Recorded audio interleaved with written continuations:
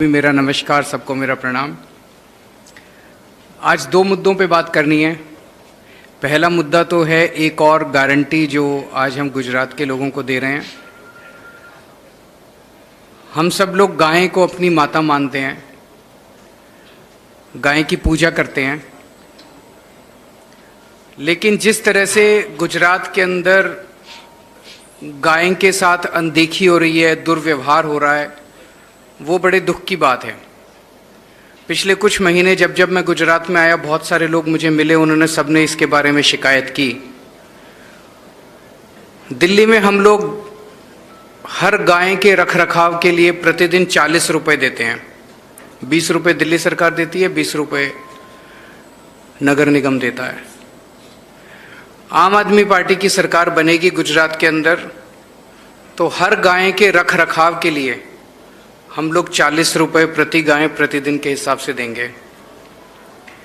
और हर जिले के अंदर पांजरा पोल बनाया जाएगा, ताकि जो ऐसी गायें हैं जो दूध देना बंद कर देती हैं या जो सड़क पे घूम रही हैं, उनको भी वहाँ पे उनका भी रखरखाव किया जा सके। और भी गाय के लिए जो जो कदम उठाने की ज़रूरत है, वो सभी कदम उठाए जाएंगे। दूसरी एक महत्वपूर्ण बात आज करनी है। सूत्रों के मुताबिक आईबी की एक रिपोर्ट आई है।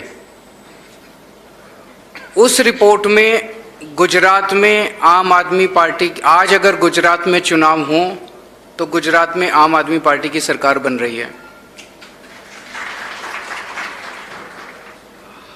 हालांकि रिपोर्ट में लिखा है कि अभी थिन मार्जिन से बन रही है, बहुत कम सीटों से आगे हैं। गुजरात के लोगों को एक जोरदार धक्का लगाना पड़ेगा ताकि अच्छा बहुमत आए और अच्छे बहुमत से सरकार बने। लेकिन जब से ये रिपोर्ट आई है, तब से ये दोनों पार्टियां इकट्ठी हो गई हैं। इनकी खूब गुपचुप मीटिंग हो रही है, सीक्रेट मीटिंग्स हो रही हैं। दोनों, भाजपा खासकर बुरी तरह से बौखला गई है। और पिछले कुछ दिनों से आप देख रहे होंगे कि दोनों सीक्रेट मीटिंग करके आते हैं और फिर दोनों एक ही भाषा में मुझे गालियां देते हैं, एक ही भाषा इस्तेमाल करते हैं। दोनों पार्टियां हमें गालियां दे रही हैं। बीजेपी कांग्रेस को गाली नहीं देती, कांग्रेस बीजेपी को भी गाली, दोनों मिलकर हमें गाली दे रहे हैं और एक ही भाषा में गाली दे रहे हैं। अब भाजपा का पूरा प्रयास है कि किसी भी तरह से कांग्रेस को मजबूत किया जाए, ताकि एंटी बीजेपी वोट बट जाए, ताकि जो जो लोग बीजेपी से नाराज हैं वो सारा वोट बट जाए। और कांग्रेस को ये जिम्मेदारी दी गई है कि आम आदमी पार्टी का जितना वोट ले सकते हो ले लो। मुझे पता चला कि कांग्रेस के कुछ नेता बीजेपी में जाना चाहते थे, उनकी बीजेपी से मीटिंग भी हुई, लेकिन बीजेपी उन्होंने कहा कि अभी मत आओ, अभी आओगे कांग्रेस से छोड़ के आओगे तो कांग्रेस और कमजोर हो जाएगी। अभी कांग्रेस में रहो, आपका ख्याल रखेंगे, अभी कांग्रेस में रहो, कांग्रेस को हम और कमजोर नहीं करना चाहते। मैं गुजरात के लोगों को कहना चाहता हूं कि बच के रहिए, सावधान रहिए। कांग्रेस की 10 से ज्यादा सीट नहीं आ रही इन चुनाव के अंदर। कांग्रेस खत्म हो चुकी है बिल्कुल। और ये जो 10 से कम जो भी आएंगी सीटें, ये लोग भी चुनाव के बाद बीजेपी के अंदर शामिल हो जाएंगे। आज पूरा गुजरात एक बहुत बड़े बदलाव की उम्मीद कर रहा है, बहुत बड़ा बदलाव देख रहा है। पूरे गुजरात में जहां आप जाके पूछिए, लोगों से कहेंगे परिवर्तन परिवर्तन, बदलाव बदलाव, बदलाव के लिए वोट देंगे, परिवर्तन के लिए वोट देंगे। पूरा गुजरात परिवर्तन के लिए वोट दे रहा है, बदलाव के लिए वोट दे रहा है। 27 साल में हमारे पास विकल्प नहीं था, आज ऊपर वाले ने एक विकल्प दिया है। कहीं ऐसा ना हो कि हमारी गलती के कारण ये विकल्प, ये मौका जो भगवान ने दिया है, ये चला जाए। कांग्रेस को वोट दे के बीजेपी को जिता मत देना। कांग्रेस को वोट देना बेकार है, कांग्रेस को वोट देना गुजरात के हित में नहीं है। जो जो लोग बीजेपी से नाराज हैं, सब लोग मिलकर आम आदमी पार्टी को वोट दो, ताकि गुजरात में बदलाव लाया जा सके। जैसे मैंने कहा कि आईबी की रिपोर्ट में मार्जिन बड़ा थिन है, इसलिए गुजरात के लोगों से मेरी अपील है कि एक जोरदार धक्का और लगाने की ज़रूरत है। एक जोरदार धक्का लग गया तो पंजाब और दिल्ली दोनों के रिकॉर्ड टूट जाएंगे। मैं मान साहब से कहूँगा कि वो जिस तरह माननीय मुख्यमंत्री अरविंद केजरीवाल जी उन्होंने कहा है गाय के बारे में, पंजाब में हमारी सरकार में एक गाय रक्षा कमीशन है। देखिए, हम गाय को गौशाला में रखने के लिए बहुत से टैक्स लेते हैं लोगों से। पेट्रोल में और डीजल में काउ सेस है और बहुत सी एक्साइज में काउ सेस है। तो वो काउ सेस का पैसा पहले सिर्फ करप्शन के लिए इस्तेमाल होता था।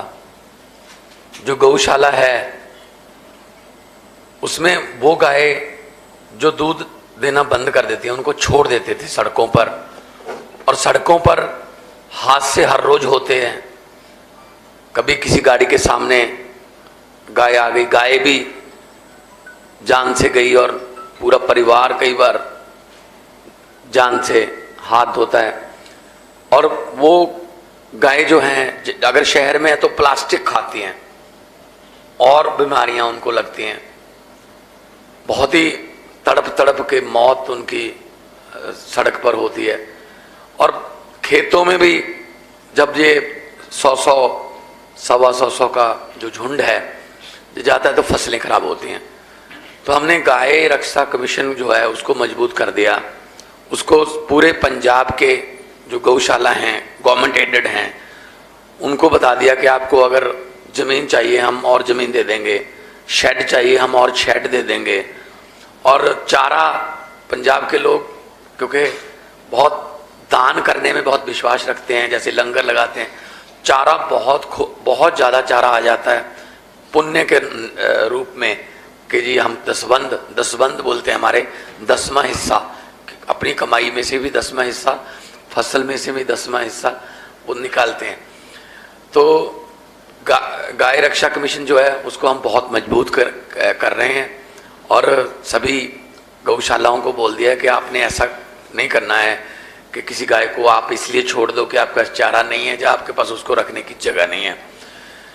बाकी जो समस्याएं पंजाब की हैं वही समस्याएं, मैं कल जूनागढ़ गया था, कल मैं कच्छ में भी गया था, वहाँ तो बहुत पंजाबी भी मिले थे।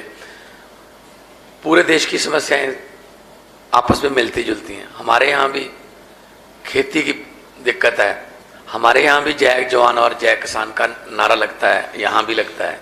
हमारे यहाँ भी पानी जो है सिंचाई के लिए खेतों तक पहुँचता नहीं है, कहीं टेल जो एंड पड़ते हैं टेल एंड पर, यहाँ भी पानी की समस्या है कि सिंचाई के लिए पानी नहीं मिलता।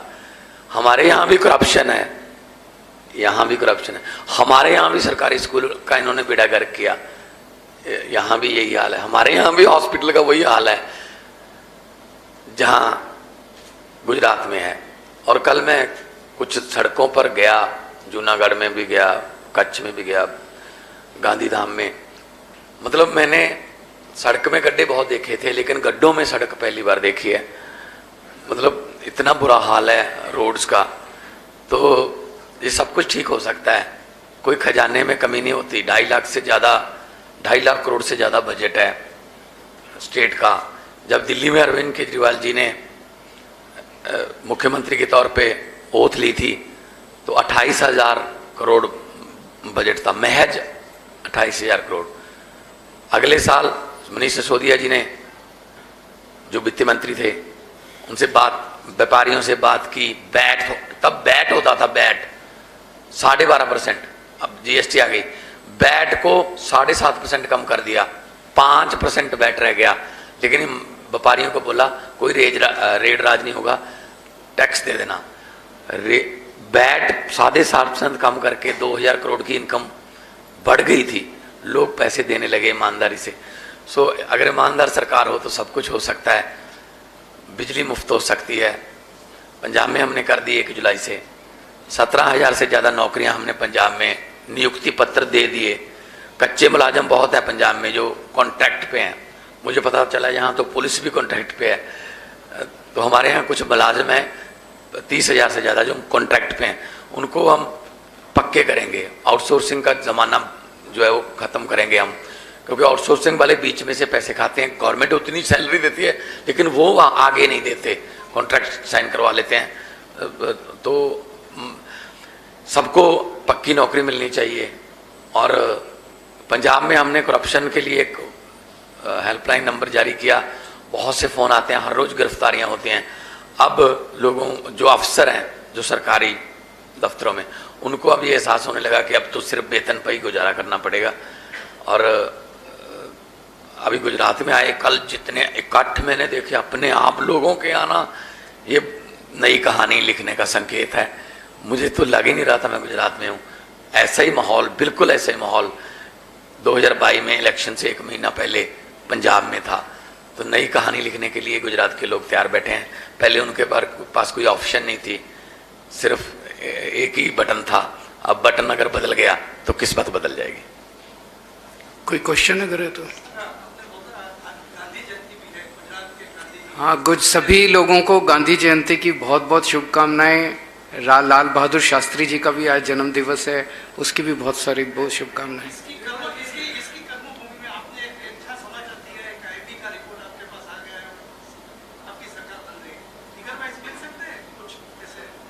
जो मेरा सोर्स है उसने बहुत डिटेल नहीं बताया। उसने इतना बताया कि सरकार बन रही है आज की डेट में, आप लोग बहुत तेजी से ऊपर उठ रहे हैं, दोनों पार्टियां गिर रही हैं। अगर ये ट्रेंड चलता रहा उनके गिरने का और हमारे बढ़ने का तो मार्जिन बढ़ेगा। लेकिन आज थिन मार्जिन से 2-4 सीटों से आगे हैं हम लोग और सरकार बन रही है, इतना मुझे आइडिया है। सर, पाटीदारों का एक टेक्निक आप देखिए कि प्रेशर टेक्निक, इस वजह से आप कल गए थे। तो क्या लगता है कि पाटीदारों नेताओं की तरफ से आपको क्या? हम सबके लिए काम कर रहे हैं, सभी समाज के लिए, सभी जातियों के लिए, सभी वर्गों के लिए, सबके लिए हम काम कर रहे हैं। सबको, बच्चों को स्कूल बनवाएंगे, अच्छी शिक्षा देंगे, सबका भविष्य बनाएंगे। हमारे पे किसी ने कोई प्रेशर नहीं डाला। हमारे एजेंडा जो है वो सबको पसंद आ रहा है। आज लोग, मुश्किल से 5-6 महीने हुए हमें चुनाव प्रचार करते हुए। हम 1 मिनट में बताता हूँ, मैं आपको एक छोटा सा उदाहरण देता हूँ। मैं टीवी पे एक प्रोग्राम देख रहा था, प्रधानमंत्री जी आए, मेरे ख्याल से 30,000 करोड़ का पैकेज, ऐसे कुछ 30,000 करोड़ का था, 20,000 करोड़ का पैकेज उन्होंने अनाउंस किया।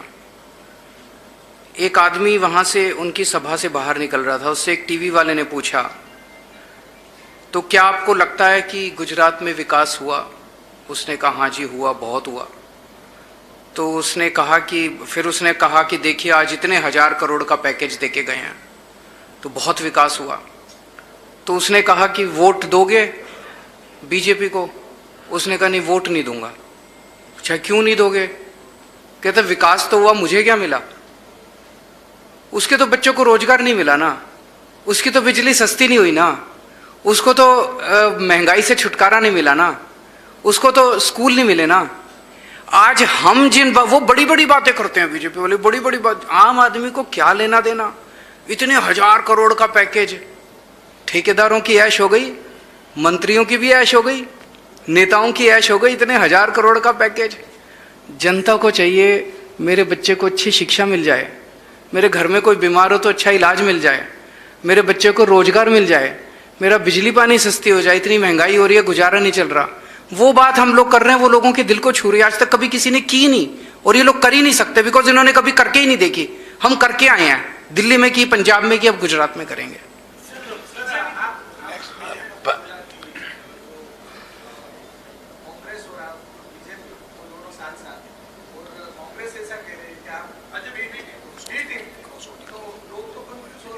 ये अभी बता रहे हैं। देखो, આપણે સૌ જાણીએ છીએ કે રાષ્ટ્રપતિ ચૂંટણીમાં ક્રોસ વોટિંગ થયું હતું, અને ક્રોસ વોટિંગ થયું હતું એ ધારાસભ્યો, કોંગ્રેસના ધારાસભ્યો ક્રોસ વોટિંગ કર્યું છે। મને આપ બતાવો કે 7 થી 9 જે ક્રોસ વોટિંગ થયું એ કોણે કર્યું અને કોણે કર્યું તો કોંગ્રેસે શું પગલાં લીધા અને કોંગ્રેસે પગલાં ન લીધા તો ઈ ધારાસભ્યોની કયા ભાજપના નેતા સાથે મીટિંગ થઈ અને મીટિંગ થઈ તો શું ડીલ થઈ અને ડીલ થઈ તો કોંગ્રેસ ફરી એમને ચૂંટણીની ટિકિટ આપવાની છે.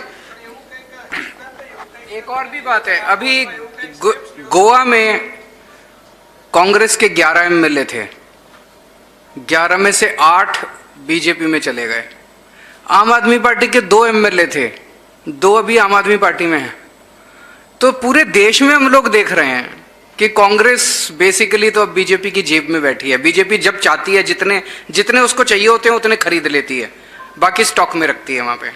तो सारे देश के अंदर देख रहे हैं. अब ये जॉइंट स्ट्रैटेजी इनकी बन गई है, सीक्रेट मीटिंग करके एक साथ आम आदमी पार्टी को हराने के लिए. ये पंजाब में भी बिल्कुल ऐसे ही हो रहा है. विधानसभा में हमने सेशन बुलाया क्योंकि उन्होंने हमारे एमएलए को फोन किए थे. तो हमने कहा कि हम सेशन में अपना विश्वास मत दिखाएंगे. तो बीजेपी तो 2 एमएलए हैं बीजेपी के 117 में से, वो तो वॉकआउट कर जाते हैं पहले मिनट में. उनकी जगह पे फिर कांग्रेस विरोध करती है कि नहीं जी ये गलत.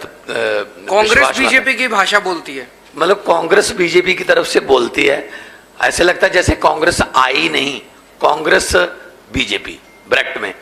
तो मतलब हालांकि कांग्रेस खुद पीड़ित है उस चीज की कि उनकी सरकारें तोड़ दी मध्य प्रदेश में, कर्नाटक में, गोवा में, अरुणाचल में, लेकिन फिर भी वो पंजाब में चाहते हैं ऑपरेशन लोटस जो है वो कामयाब हो जाए. इसका मतलब तो फिर सीधी सी बात है कि दोनों मिले हुए हैं. और ये दिल्ली में भी ऐसा किया था उन्होंने कि आपस में मिल जाओ, मतलब आम आदमी पार्टी को हरा दो, फिर बाद में आपस में देख लेंगे. लेकिन अब क्योंकि इनकी बारियां टूट रही हैं तो इसीलिए इनको तकलीफ हो रही है कि अरविंद केजरीवाल जी ऑटो रिक्शे वाले के घर पे खाना खाने चले गए, उसको पुलिस उठा के ले गई. अभी कल हर्ष सोलंकी लड़का है, उसको खाने के लिए निमंत्रण दिया था, उसको उठा लेंगे. किसी होटल की बुकिंग कैंसिल करा देते हैं, कि ग्राउंड की बुकिंग कैंसिल करा देते हैं.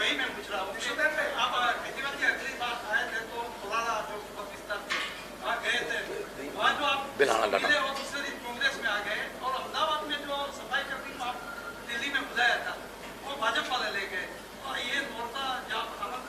देखिए, एक तो ये बहुत अच्छी बात है कि गुजरात के 6.5 करोड़ गुजराती मुझे प्यार करने लगे हैं.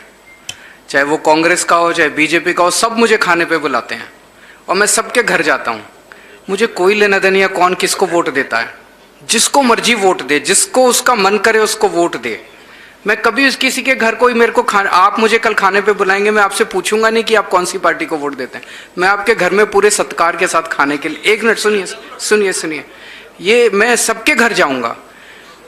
बड़ी अच्छी बात यह है कि बीजेपी वाले मुझे खाने पे बुलाते हैं, अपने नेताओं को नहीं बुलाते. कांग्रेस वाले भी मुझे खाने पे बुलाते हैं, अपने नेताओं को नहीं बुलाते. सब हमें प्यार करते हैं. मैं उनको सबको कहना चाहता हूं, जिसको मन करे उसको वोट दो.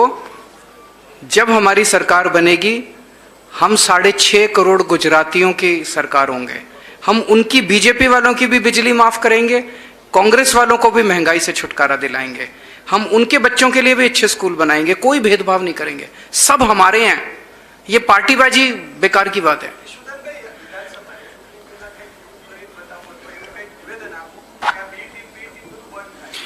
जो गुजरातनी जनता गुजरातनी जनता खूब होशियार है. गुजरातनी जनताए 32 वर्ष कोंग्रेसने शासन आप्યું, 27 વર્ષથી ભાજપને આપ્યું, 27 વર્ષથી કોંગ્રેસનો વિપક્ષ પદ પણ જોઈ લીધું. સાથે સાથે છેલ્લા 12 વર્ષમાં 65 કોંગ્રેસના મોટા નેતાઓ ત્યારે ભાજપમાં બેઠા છે. એટલે કોંગ્રેસ યુક્ત ભાજપ છે. ભાજપના જે સારા આગેવાનો છે એમણે પણ ભાજપે સાઇડલાઇન કરી દીધા છે. માત્ર ગુંડાગર્દી કરી શકે, માત્ર રૂપિયાનો ઉઘરાણા કરી શકે, માત્ર અધિકારીઓ પાસેથી ઉઘરાણો કરી શકે, એમને કોંગ્રેસ ભાજપે લીધા છે. અને કોંગ્રેસ વાળા પણ એવા જ જાય છે. હું એમનો દાખલો આપું તમને કે પરસોત્તમ સાબરિયાજી જે કોંગ્રેસના ધારાસભ્ય હતા, જેની ઓડિયો ક્લિપ વાયરલ થઈ, વાયરલ થયા પછી 6 મહિના જેલમાં રહ્યા. જેલમાં રહ્યા પછી એ જેલમાંથી ભાજપમાં જાય છે, છૂટી જાય છે અને પછી ભાજપને ટિકિટ આપે છે. એટલે એનો અર્થ સ્પષ્ટ થયો. ગુજરાતની જનતાને મારી વિનંતી છે, ભાજપ કોંગ્રેસે મિટિંગો કરી છે. મિટિંગમાં એવું નક્કી થયું છે ક્રોસ વોટિંગ જે પણ ધારાસભ્યો કર્યા છે એ કોંગ્રેસમાંથી લડે, ભાજપ એને ફંડ આપશે. મેં સાંભળ્યું છે, સાચું ખોટું ઈશ્વર જાણે. ભાજપ એને ફંડ આપશે 5-7 કરોડ રૂપિયા. રૂપિયાવાળી તો પાર્ટી છે જ. અને જો ચૂંટાઈ જાય ચૂંટણી પછી તો ભાજપને કાંઈ ઘટે તો માલ સપ્લાય થઈ જાય, નહીં તો આમ આદમીને હરાવવા માટે આખો શોખ તો ગોઠવાયો છે.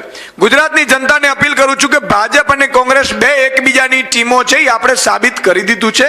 ઘણી વખત તમને ખબર છે, એક મોકો આમ આદમીને એટલા માટે આપજો કે તમારા બાળકના શિક્ષણની વાત કોઈ નથી કરતું, તમારે વીજળી ફ્રીની વાત કોઈ નથી કરતું, શિક્ષણની વાત કોઈ નથી કરતું, ખેડૂતોની વાત નથી કરતું. એટલે સ્પષ્ટ છે કે આ બંને એકબીજાની બી ટીમ છે અને ગુજરાતની જનતાએ સાબિત પણ જોઈ લીધું છે અને સાબિતી પણ થઈ ચૂકી છે. Thank you. આક્ષેપ પણ એવો છે કે તમે જ્યારે પત્રકાર હતા ત્યારે સૌથી વધારે ખેડૂતોના મુદ્દા ઉપાડતા હતા. તમે થોડા સમયથી તમને ખેડૂતો ભૂલી ગયા છે અને ખેડૂતોને તમે ભૂલી ગયા. ના, આ તમે બહુ મોટા મુદ્દા ઉઠાવતા નથી. બિલકુલ. હવે આમ સાંભળજો, તમે એવું કહ્યું કે ખેડૂતોના મુદ્દા, ખેડૂતો મારા રાજનીતિમાં આવવાનો કોઈ એક કારણ હોય, 2-4 કારણોમાંથી તો એ ખેડૂતો છે. અને ખેડૂતો માટે ગેરંટી કરી હતી ભગવત માનજીએ. ખેડૂતો માટે આજે જ તમે જોઈ લો, ત્યાં પણ કર્યું છે.